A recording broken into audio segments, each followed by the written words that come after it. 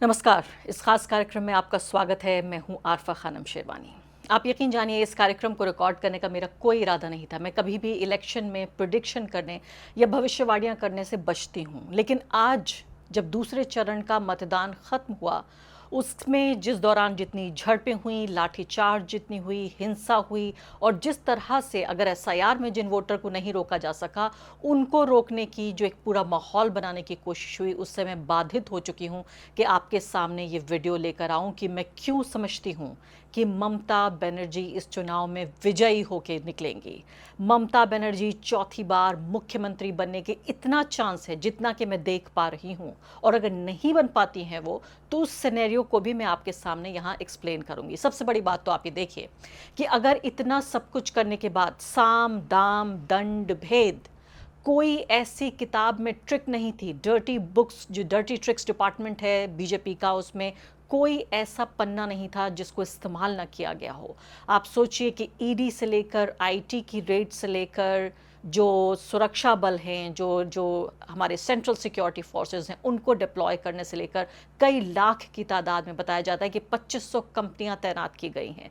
इसके अलावा पूरे एसआईआर का प्रोसेस, इलेक्शन कमीशन की पूरी मशीनरी को लगाया गया कि अगर आप मुझे वोट नहीं देंगे, यानी बीजेपी को जो वोटर वोट नहीं देता, उससे वोट करने का अधिकार ही छीन लिया जाएगा।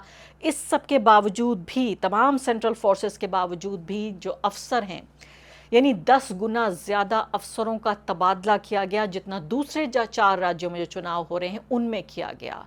इस सब के बावजूद भी अगर ममता बनर्जी जीतती हैं तो ये बीजेपी की ढलान का पहला नहीं बल्कि सबसे बड़ा संकेत होगा। और अगर ममता बनर्जी हारती हैं तो सीधे तौर पे मैं कहूंगी ये सारे फैक्टर्स जो मैंने आपके सामने यहाँ लिस्ट किए हैं, ये सारे फैक्टर उसके लिए जिम्मेदार होंगे। तो पूरे तरीके से बीजेपी दोनों मुहानों पर उसने अपने को रस्सी से बांध लिया है, पूरे तरीके से ट्रैप हो चुकी है। जीत में भी उसकी हार होगी और हार में तो उसकी हार होगी ही, और दोनों तरह से बीजेपी का डिक्लाइन कोई नहीं रोक सकता। अगले कुछ मिनटों में आप मेरे साथ रहिए, मैं आपको ये बताने की कोशिश करूंगी कि मैं क्यों समझती हूँ। ऐसा नहीं है कि मेरी कोई चाहत है, मेरी डिज़ायर है कि मैं चाहती हूँ ममता बनर्जी जीत जाएं। वो अलग बात है कि एक डेमोक्रेटिक माइंडेड व्यक्ति होने के नाते जो ये समझता है कि लोकतंत्र में मेरा भी स्टेक है, भारत का लोकतांत्रिक जो भविष्य है, और मैं नहीं चाहती कि एक ही पार्टी की सरकार हो, एक ही पार्टी की सरकार केंद्र में भी हो और एक ही पार्टी की सरकार पूरे देश के राज्यों में हो। इसलिए ये स्वस्थ लोकतंत्र के लिए ज़रूरी भी है, और स्वस्थ लोकतंत्र में इसकी इजाज़त होनी चाहिए कि दूसरी पॉलिटिकल पार्टियों को चांस मिले। लेकिन यहाँ पर अगले कुछ मिनटों में मैं आपके सामने ये साबित करूँगी कि कैसे, जिसे अंग्रेजी में कोल्ड फैक्ट्स कहा जाता है, उनकी बुनियाद पर कि क्यों ममता बनर्जी ये चुनाव जीत रही हैं। सबसे बड़ी बात, ममता बनर्जी ने अपने आप को बंगाल की जो अस्मिता है, बंगाल की जो पहचान है, बंगाल की जो आवाज़ है, उस सब से जोड़ लिया है।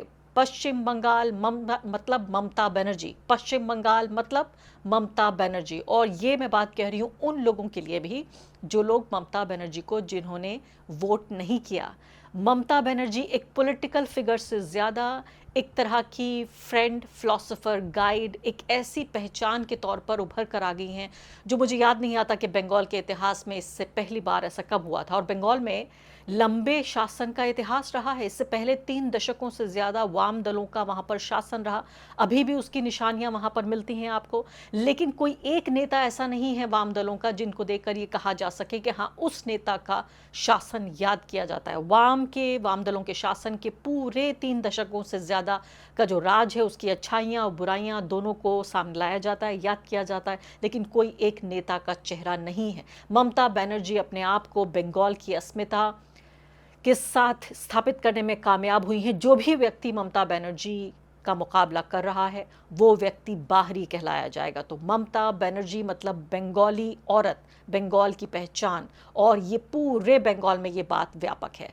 दूसरी महत्वपूर्ण बात आपको बताना चाहती हूँ मैं, वो ये है कि जो उनकी योजनाएं हैं, मैंने कहा कि ममता बनर्जी पॉलिटिकल फिगर होने के अलावा एक तरह की, एक वहाँ मैं दादी नानी कह के इसको छोटा नहीं करना चाहती, घटाना नहीं चाहती उनके कद को, एक ऐसे व्यक्ति के तौर पर जो वेलफेयर के लिए जिम्मेदार है। ममता बनर्जी ने एक परिवार में, मैं आपको बताऊं तो उसमें माता पिता, दादा दादी, बच्चे, उन सब के लिए यानी बेरोज़गार हैं आप तो भी आपको बेरोज़गारी भत्ता मिलेगा। अगर आप घरेलू महिला हैं तो आपको घरेलू महिला के तौर पे भत्ता मिलेगा। अगर आप छात्र हैं तो आपको छात्रवृत्ति मिलेगी। अगर आप बुज़ुर्ग हैं तो उसको आपको बुज़ुर्ग की पेंशन मिलेगी। हर तरह से ममता बनर्जी की वेलफेयर जो स्कीम्स हैं उन्होंने 360 डिग्री कवर किया हुआ है पूरे परिवार को, यानी कि हर परिवार पर ममता बनर्जी का जो शासन है उसकी छाप है। सरकार हर घर में ममता बनर्जी की सरकार की छाप है। तमाम तरह की स्कीमें, चाहे कन्याश्री हो, लक्ष्मी भंडार हो, स्वास्थ्य साथी हो, हर तरह से महिलाओं से मैंने अलग अलग तरीके से, आप यकीन जानिए, और वो इतनी ज़्यादा बड़ी वकील और बड़ी एडवोकेट हैं कि महिलाएं ही इस पूरे चुनाव में, जो कई करोड़ महिलाएं जो वोट डाल दिया है जिन्होंने, वो महिलाओं में मुझे पता है कि बेशतर महिलाओं ने ममता बनर्जी के लिए वोट डाला है। ममता बनर्जी के लिए उनके दिल में और उनके मन मस्तिष्क में एक भावनात्मक लगाव है। ममता बनर्जी एक नेता नहीं है, ममता बनर्जी एक दोस्त हैं, ममता बनर्जी एक बहन है, ममता बनर्जी माँ है, ममता बनर्जी नानी है, दादी है। हर तरह से ममता बनर्जी का जो भाव है वो एक नेता से कहीं ज़्यादा उन्होंने स्थापित कर दिया है अपनी वेलफेयर स्कीम्स के ज़रिए, और जिस तरह से राज्य, जिस तरह से सरकार आम लोगों के घरों तक पहुँचती है। और मैं यहाँ कसीदे पढ़ने का मेरा कोई इरादा नहीं था, ये आप यकीन जानिए वो सच्चाई है जो मैंने वेस्ट बंगाल के कम से कम पिछले 4 चुनाव जाकर, यानी असेंबली इलेक्शंस जाकर कवर किया। और इस दौरान भी मैं 2 बार कम से कम पश्चिम बंगाल गांव देहात में भी गई हूं, और इसके अलावा मैं अर्बन इलाकों में भी गई हूं। मैं आपको यकीन के साथ बता सकती हूं कि जितना महत्व, जितना प्यार गांव देहात की औरतें ममता बनर्जी से करती हैं, उससे ज़्यादा प्यार, शायद उससे ज़्यादा भरोसा शहरी औरतें भी करती हैं। जो हमारे यहाँ आप देखते हैं दिल्ली में, या इसके अलावा आप देखिए मुंबई में या और भी इलाकों में एक डिस्कनेक्ट होता है पॉलिटिशियन से। वहाँ हर औरत ही समझती है बंगाल की कि वो ममता बनर्जी है। सफ़ेद साड़ी में लिपटी हुई ये औरत, हवाई चप्पल पहन के जाती हुई ये औरत, नरेंद्र मोदी को उनकी पूरी मशीनरी के साथ जिस तरह से चैलेंज किया है उन्होंने, ममता बनर्जी ने, वो अपने आप में इतिहास याद रखेगा। मैं ये भी आपको बताना चाहती हूँ कि वेलफेयर स्कीम्स के अलावा ममता बनर्जी की अगर आपने एक भी रैली अटेंड कर ली तो आप पूरी ज़िंदगी के लिए, जीवन के लिए आप बदल जाएंगे। ममता बनर्जी की रैलियों में सबसे ज़्यादा औरतें होती हैं, और मेरे दिल को अंदरूनी खुशी पहुंचती है एक फेमिनिस्ट होने के नाते कि महिलाओं का राजनीति में जब हम कहते हैं उनका शामिल करने को लेकर, उनके योगदान को लेकर, और किस तरह से उनका इंक्लूजन होना चाहिए, ममता बनर्जी ने रियल लाइफ में ये करके दिखाया है। न सिर्फ कि सबसे ज़्यादा बड़ी तादाद में जो विमेन एमपीज़ हैं और विमेन एमएलएज़ हैं उसको चुनती है टीएमसी, और विमेन एमपीज़ को पार्लियामेंट भेजती है, बल्कि सबसे ज़्यादा, यानी निचले स्तर पर एक वर्कर की हैसियत से लेकर एक पार्टी लीडर की हैसियत से लेकर एक ब्लॉक लीडर और असेंबली लीडर, यानी हर लेवल पर आपको वहाँ औरतों का, और इतना इतना ऑर्गेनिक कनेक्शन है पॉलिटिक्स से कि कुछ भी फोर्स नहीं लगता। वो औरतें जो ममता बनर्जी की पार्टी में काम करती हैं, उनकी वर्कर हैं या लीडर्स हैं, किसी भी कैपेसिटी में, या सरकारी दफ्तरों में काम करती हैं, कहीं पर भी ये नहीं लगता कि किसी की पत्नी है इसलिए यहाँ पर आ गई हैं, किसी की बहन है इसलिए यहाँ आ गई हैं। औरतों को जो उन्होंने एनर्जी दी है, आप यकीन जानिए, ये एक सपना होता है एक फेमिनिस्ट के लिए, ये समझ पाना कि जो उसने किताबों में पढ़ा है उसे रियल लाइफ में कैसे ट्रांसलेट किया जाए।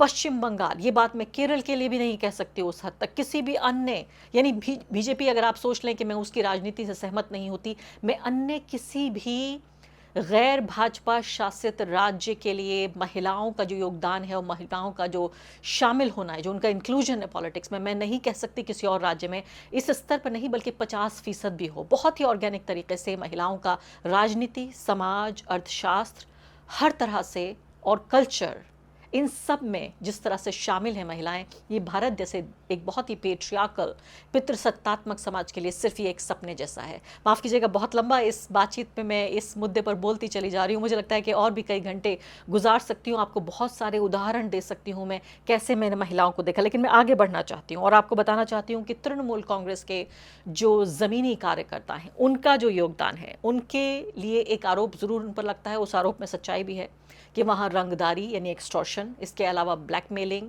या जिस तरह से वहाँ गुंडागर्दी है टीएमसी के जो वर्कर्स हैं उनकी, उसकी शिकायतें साफ तौर पर मिलती हैं। और मैंने खुद इन शिकायतों को उन लोगों के ज़रिए भी सुना है जो लोग टीएमसी के लिए वोट देते रहे हैं, और हो सकता है इस बार भी दें। लेकिन इसके साथ साथ मैं आपको बताना चाहती हूँ, अगर किसी का बच्चा बीमार हो जाए, किसी की बुज़ुर्ग की मौत हो जाए, अगर किसी को कॉलेज में एडमिशन दिलाना है, अगर कोई भी आपका काम है, वहाँ भी ये वर्कर्स आपके लिए दिल और जान लेकर, हथेली में लेकर हाजिर होते हैं। तो एक तरफ ये नेगेटिव एस्पेक्ट है, लेकिन दूसरी तरफ जो ग्रास रूट्स, ज़मीनी स्तर पर जो टीएमसी के कार्यकर्ता हैं, वो आम बंगाली के जीवन से जुड़े हुए हैं। और मैंने यहाँ तक पता किया कि सिर्फ ये बात ऐसा नहीं है कि आप अगर टीएमसी के वोटर हैं सिर्फ तभी लागू होती है। अगर ब्लॉक में अगर कोई ब्लॉक प्रमुख है या उसका इंचार्ज है और अगर आप उसे फ़ोन करें तो वो आपको इनकार नहीं करेगा। तो एक तरफ ये भी शिकायतें सुनने को मिली कि अगर आपको घर अपना बनाना है तो आपको कट देना पड़ता है इन टीएमसी के वर्कर्स को, जो गुंडागर्दी है सीधे तौर पर खुली हुई। इसके अलावा वायलेंस के लिए भी बदनाम है ये लोग। लेकिन साथ साथ सिक्के का दूसरा पहलू ये भी है कि हाँ, आपकी हर ज़रूरत, आपकी हर संकट और आपकी हर खुशी और हर गम में टीएमसी के वर्कर्स हाजिर रहेंगे। इसका कोई मुकाबला नहीं है किसी और पॉलिटिकल पार्टी का। बीजेपी भूल जाइए, कांग्रेस भूल जाइए, वाम दल भूल जाइए, किसी और पॉलिटिकल पार्टी का कोई मुकाबला नहीं है जिस ज़मीनी स्तर पर टीएमसी के वर्कर्स काम करते हैं। तो सीधे तौर पर इसका सीधा असर आम लोगों पर पड़ता है और वो वोट करने की उनकी चाहत बढ़ जाती है। और अब मैं आना चाहती हूँ अगली बात पर। जी हाँ, अल्पसंख्यक vote, elephant in the room. अल्पसंख्यकों को जिस तरह से पिछले 12 साल में नरेंद्र मोदी की राजनीति ने डराया है, धमकाया है, उन्हें कोने में धकेल दिया गया है। उनके पास यकीन जानिए अगर वो चाहें भी तो और कोई ऑप्शन नहीं है कि वो ममता बनर्जी के अलावा किसी और को वोट कर सकें। तो एक कम्युनलिज्म, ये एक मजबूरी है। लेकिन दूसरी बात, एसआईआर ने उनके मन मस्तिष्क में एक वजूद का सवाल, एक एग्जिस्टेंशियल क्राइसिस ये पैदा कर दिया है। एक ऐसा अस्तित्व का पूरा संकट पैदा कर दिया है जिससे वो अगर चाहते भी कि कुछ वोट अगर कांग्रेस पार्टी को दें या वाम दलों में से किसी कैंडिडेट को दे दें, तो आप यकीन जानिए वो हिम्मत नहीं करेंगे, क्योंकि वो चाहते हैं कि ऐसी पॉलिटिकल पार्टी को वोट दिया जाए जो बीजेपी को और बीजेपी के जो नापाक इरादे हैं उनको पूरे तरीके से शिकस्त दे सके। और आज की तारीख में वो सिर्फ ममता बनर्जी हैं। या मैं साफ तौर पे ये भी कहना चाहती हूँ कि उतना विकास मुसलमानों का नहीं हुआ है। अभी भी पश्चिम बंगाल में आप देखिए, बेशतर जो गरीबों की तादाद है उसमें इस्लाम धर्म के मानने वाले मुस्लिम लोग हैं। बेहद गरीबी है पश्चिम बंगाल में, बेरोज़गारी है। लेकिन इसके साथ साथ जो एक सांप्रदायिक सौहार्द है, कहीं ना कहीं वो उनके वजूद को किसी तरीके से संभाल लेता है। और उनकी बुनियादी, जो मैं कहूँगी, एक जैसे अस्तित्व की मैंने बात कही, मैं विकास की बात नहीं कर रही हूँ, शिक्षा की, नौकरियों की, राजनीति में उनके दखल की या उनके इंक्लूजन की, मैं बहुत बुनियादी बात कर रही हूँ कि उनके अस्तित्व यानी वजूद को कम से कम सुरक्षित रखने की एक जिम्मेदारी, एक गारंटी ममता बनर्जी के पास ज़रूर रहती है। तो ये दूसरा बड़ा वोट बैंक है।